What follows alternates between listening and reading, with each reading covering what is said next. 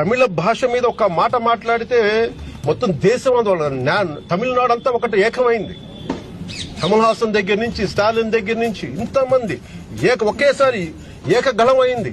వాళ్ళ మధ్యలో భేదాభిప్రాయాలు ఉన్నప్పటికీ రాజకీయంగా మన దౌర్భాగ్యం, మన దురదృష్టం, మన రాజకీయ నాయకులకి తెలుగు భాష పట్ల ప్రేమ లేదు, తెలుగు సంస్కృతి పట్ల ప్రేమ లేదు. దీంట్లో కూడా పాడు రాజకీయాలు తీసుకొస్తారు. మేము మాట్లాడుతుందండి, మీరు చెప్పేదేంటి?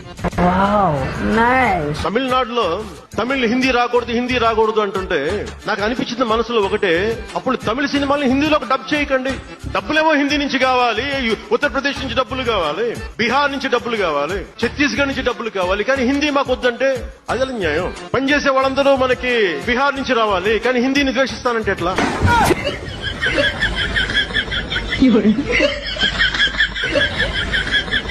有人。